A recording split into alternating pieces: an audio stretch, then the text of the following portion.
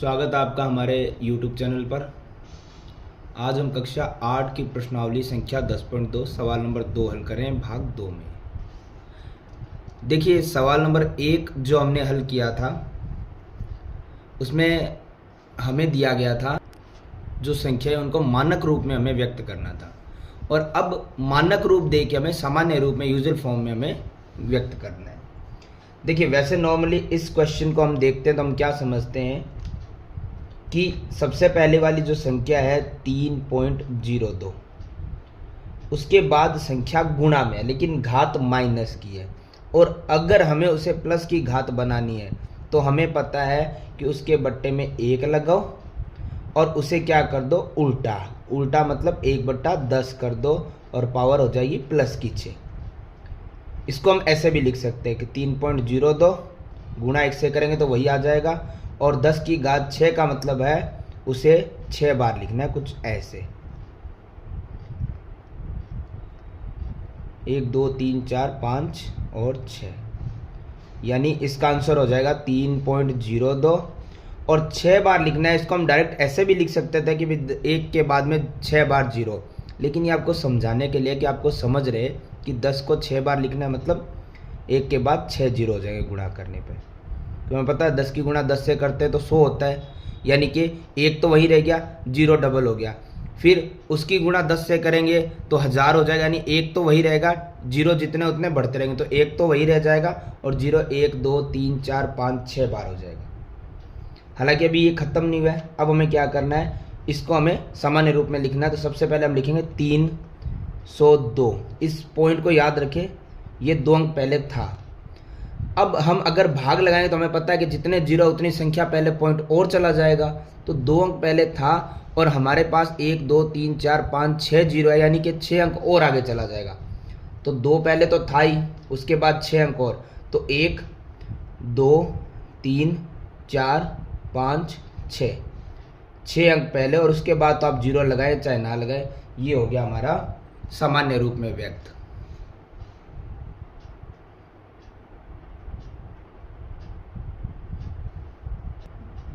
ध्यान दीजिएगा, ये पॉइंट अगर आपको समझ आया है कि 2 अंक पहले था तो हम काउंट कर रहे हैं इसे। अगर आपको कन्फ्यूजन हो तो इसे भी हटा दीजिए, तो वो 2 अंक है उतने 2 0 नीचे आ जाएंगे, यानी टोटल हो जाएगा 302, और 2 0 और आने से 8 0 बढ़ जाएगा, यानी 8 अंक पहले पॉइंट आना चाहिए। तो देख लो 1 2 3 4 5 6 7 8 अंक पहले पॉइंट आ गया। इसी प्रकार हमारा रहेगा सवाल नंबर 2 जो है 4.5 गुणा 10 की घात 4।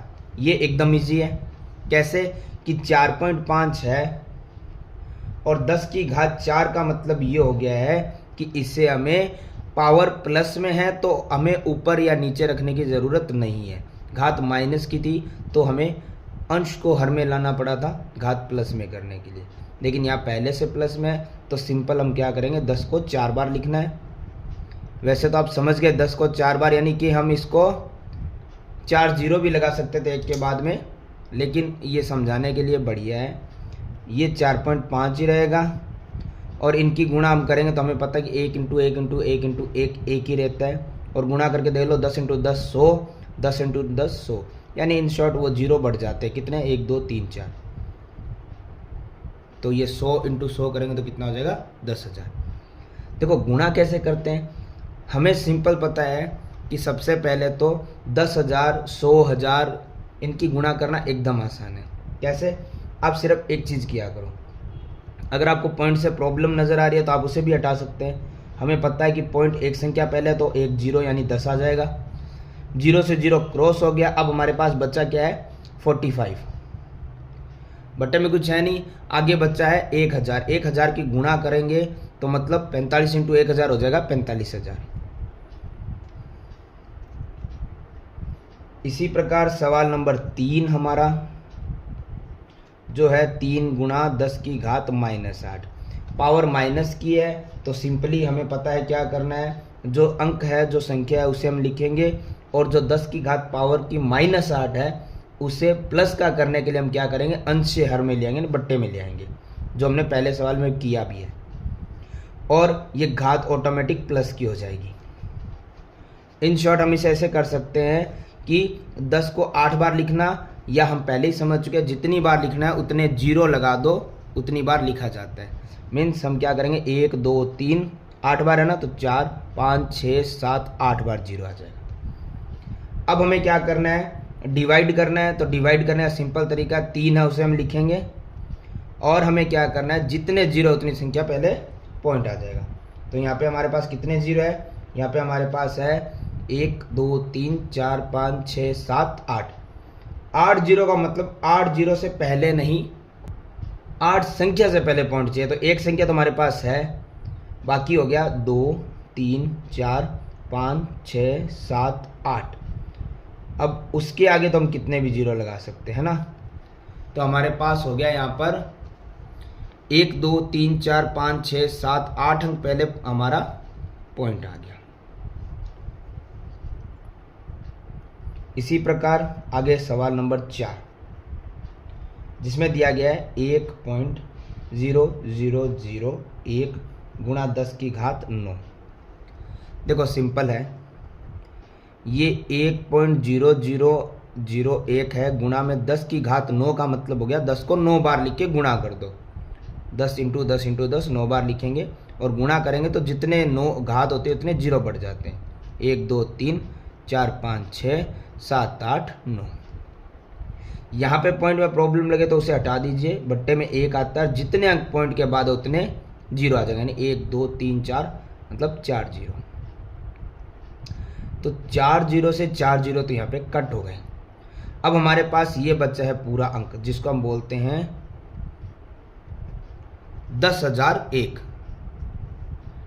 गुणा में, भाग में तो देखो एक बचा और कुछ बचा नहीं है, गुणा में क्या बचा है ध्यान से देखेंगे, 4 जीरो कट हो गया, बचे हैं 1 2 3 4 5 जीरो, यानी कि 1 2 3 4 5 जीरो, यानी 1 लाख।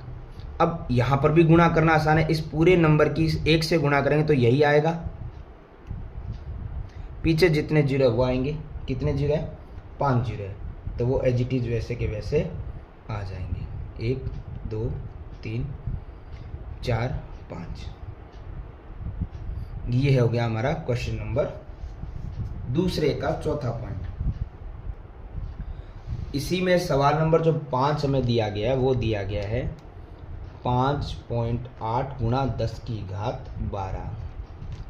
जैसे कि हमें पता ही है कि सर्वप्रथम हमें क्या करना है, 5.8 को लिखना है, गुणा में 10 की घात 12 मतलब हो गया 12 जीरो।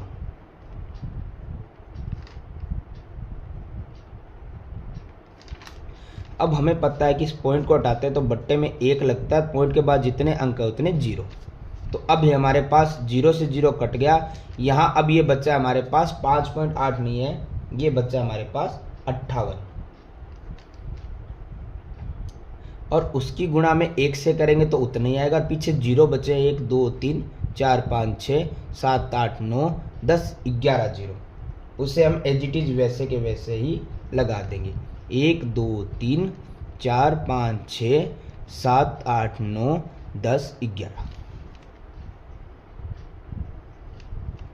उसी के बाद सवाल नंबर 6 जो हमें दिया गया है 3.61492 गुणा में 10 की घात 6। इसमें भी पॉजिटिव ही है पावर जो हमें दी गई है, तो हम क्या करें, सर्वप्रथम तो नंबर लिखेंगे, 3 पॉइंट है 61492, 10 की घात 6 मतलब आप समझ चुके हैं। अब 10 को 6 बार गुणा कर लीजिए, ये पॉइंट हटाएंगे तो बट्टे में आएगा 1, और पॉइंट के बाद कितने डिजिट है 5, उतने जीरो आएंगे।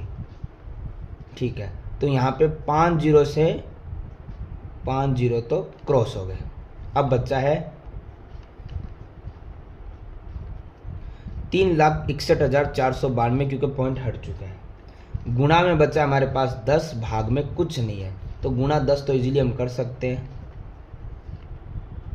जो हमारा 3,61,492 था, 10 से गुणा करते हुए बन जाएगा 36,14,920, क्योंकि ये जीरो मल्टीप्लाई करेंगे तो पीछे कनेक्ट हो जाएगा। ये हो गया हमारा सवाल नंबर 2 कंप्लीट। सवाल नंबर 3। सवाल नंबर 3 में हमें दिया गया है कि जो भी हमें यहाँ पे कथन दिए गए हैं उनमें जो भी संख्या है उन्हें मानक रूप में, यानी कि जो पहला क्वेश्चन हमने किया था उसी रूप में हमें व्यक्त करना है, एक्सटेंडेड फॉर्म में। तो अब हमें क्या करना है, सबसे पहले जो पहला सवाल दिया गया है, जो पहला कथन है वो कह रहा है 1 माइक्रोन को हमें यहाँ पर दिया गया है 1/10 लाख मीटर के बराबर है। तो इसको हमें मानक रूप में व्यक्त करना है। सबसे पहले हम क्या करेंगे, हमें जो दिया गया उसे एज इट इज लिखेंगे 1/10 लाख। इसमें ध्यान रखना जीरो काउंटिंग बहुत जरूरी है। 10 लाख ध्यान से देखिएगा 6 जीरो होते हैं, कम या ज़्यादा नहीं करने। और मीटर अब हमें दिया गया है, इसे हमें व्यक्त करना है मानक रूप में। मानक रूप जो पहला नंबर हमने सवाल हल किया था इस प्रकार से हमें मानक रूप में व्यक्त करना है, ठीक है। पावर के साथ चाहे माइनस हो चाहे प्लस हो। तो सबसे पहले हम इसे नॉर्मल हल करेंगे। तो इसके लिए हमें क्या करना पड़ेगा, हमने 1/10 लाख लिखा है, इसको हम ऐसे भी लिख सकते हैं 1 इसको 10 की पावर में लिख सकते हैं। 10 की पावर कैसे, जितने जीरो है वो पावर में आ जाते हैं। जैसे 1 2 3 4 5 6, तो 6 पावर में आ जाएगा। लेकिन हमें इसे लिखना है मानक रूप में। तो क्या करेंगे, सबसे पहले 1 लिखेंगे और ये जो पावर है इसको हमें गुणा में लाना है। तो गुणा मतलब नीचे से ऊपर जाएगा, तो उल्टा होगा। तो हमें पता है कि पावर माइनस होता तो प्लस हो जाएगा, प्लस होता तो माइनस हो जाएगा, यानी 10 की पावर कितना हो जाएगा, -6। ये हो गया हमारा मानक रूप। सवाल नंबर तीसरे का पहला। देखिए सवाल नंबर 2 जो तीसरे सवाल का मिला है हमें, सबसे शानदार सवाल है। एक इलेक्ट्रॉन का आवेश बताया है। यहाँ पे थोड़ा जीरो का काउंटिंग ध्यान रखना, ये जीरो हमें बहुत इंपॉर्टेंट है इस क्वेश्चन में। सबसे पहले जो नंबर दिया है हमें वो लिखेंगे, सिंपल सा था 16। बट हमें पता है कि जब हमारे लेफ्ट साइड में जो बढ़ते हैं वो होती है पावर माइनस की, ठीक है।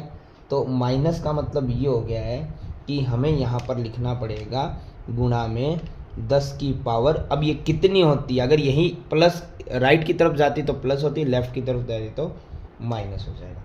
तो अब हम इसको कैसे निकालेंगे, काउंट करेंगे हमें जीरो को। सबसे पहले जीरो को काउंटिंग शुरू कर दो पॉइंट से लेके। हमें पता है कि सिर्फ पीछे से एक संख्या को हम छोड़ते हैं, वो भी इसलिए क्योंकि हम पॉइंट का यहाँ पे इस्तेमाल करते हैं, क्योंकि वो पॉइंट से एक अंक पहले तो हमने काउंट ही नहीं करना है। अब यहाँ से हमें काउंट शुरू करना है और पॉइंट तक जाना है। मैंने कहा था जितने भी अंक हो आपके, आपको सर्वप्रथम एक, अगर यहाँ पर पॉइंट डबल डिजिट है तो हमें सिंगल वाला पॉइंट वाला अंक छोड़ना है, आगे वाला एक अंक हम काउंट कर लेंगे। तो वहाँ शुरू करते 1 2 3 4 5 6 7 8 9 10 11 12 13 14 15 16 17 18 19, इस पॉइंट तक आए हैं 19। लेफ्ट की तरफ आते हैं तो ये माइनस हो जाएगा, राइट की तरफ जाते हैं तो ये क्या हो जाएगा, प्लस, जो हम पहले मानक रूप में हल करके आए थे। क्वेश्चन नंबर 3 जो हमें दिया गया है वो बता रहा है कि जीवाणु की माप दी गई है कोई हमें। इसमें भी हमें पॉइंट का बहुत ध्यान रखना है। पॉइंट से आगे वाला जीरो कोई वैल्यूबल नहीं है, बाद में जीरो ध्यान से देखने हैं। तो बाद में दिए गए हैं 6 जीरो, 1 2 3 4 5 6 और उसके बाद अंक है 5 मीटर है। चलिए इसे निकालना है हमें। तो जैसा हमें पता है कि अंक जो भी है, अब एक अंक के पीछे मैं पॉइंट लगाऊं और जीरो लगाऊं तो 5 का 5 ही रह जाएगा, ठीक है। पर हमें पता है कि उसे काउंट जब हम करते हैं तो वो पॉइंट के बाद जीरो रहे तो वो 5 का 5 ही लिखा जाएगा। तो इसलिए मैंने 5 लिखा है, इसकी तरफ पॉइंट नहीं लगाया। अगर यहाँ पे डबल डिजिट होता नंबर्स का तो हम पॉइंट लगा देते। यहाँ पे डबल डिजिट ले भी ले 0 और 5 तो पॉइंट वैसे आएगा नहीं जिस प्रकार से हमें चाहिए।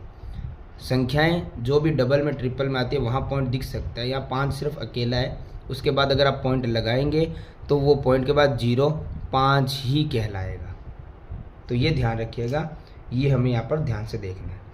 अब हमें क्या करना है, सबसे पहले गुणा लगाना है और 10 की पावर लिखनी है।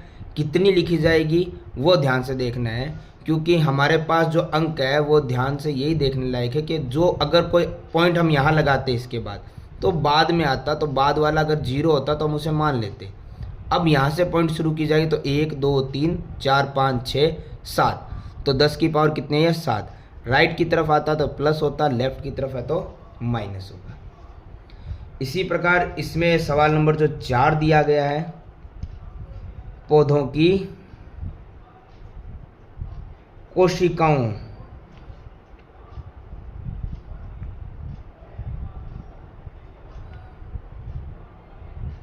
की माप, कोशिकाओं की माप हमें दी गई है 0 पॉइंट, और 0 का बड़ा खास ध्यान रखना पड़ेगा हमें, 4 0 है, फिर है 1275 मीटर। देखिए मानक रूप शायद एक बार आपको मुश्किल लगे, पर ये इतना मुश्किल होता नहीं है, सिंपल। आप देखो अगर 1 अंक है तो पॉइंट हम नहीं लगा पाएंगे, हमने पहले भी सवाल हम देखा 2 या 3 अंक है तो हम पॉइंट लगा देंगे। सिर्फ आगे वाला नंबर हम काउंट करते हैं और पॉइंट तक काउंट करके पावर लगा देते हैं, ठीक है। प्लस वाले में इतनी कोई प्रॉब्लम होती नहीं है। जैसे इसमें माइनस है तो सबसे पहले नंबर लिखेंगे जो है 1275, पावर 10 की आएगी। चलो पॉइंट कहाँ लगाना है हमें, सबसे पहले पॉइंट का थोड़ा ध्यान रखो। हमें पता है कि हम पॉइंट पीछे से काउंट नहीं करके लगाते, अभी के लिए हम आगे लगा रहे हैं। पीछे वाले ऑटोमेटिक जितने अंक होंगे, 1 का तो 1 काउंट होगा, 3 होगा तो 3 काउंट हो जाएंगे। जितने भी काउंट होंगे वो हम यहाँ पर देख लेंगे, ठीक है। यहाँ पे 3 काउंट हो गए, तो अब बच्चा क्या है 1, तो 1 2 3 4 5, कितनी पावर आएगी 5, और किसकी आएगी माइनस की।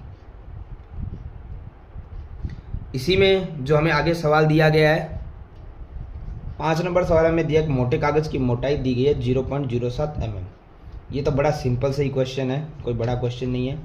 नंबर लिखे 7, हमें पता है कि 1 अंक में पॉइंट की आवश्यकता नहीं होती है, काउंट भी नहीं होता है। 10 की पावर लिखनी है हमें। यहाँ पे हम देखेंगे कि पॉइंट नहीं होता तो काउंटिंग सीधी नंबर शुरू करते हैं, 1 2, पॉइंट तक 2 डिजिट आए हैं, 2 डिजिट आए हैं तो 2 पावर लग जाएगी।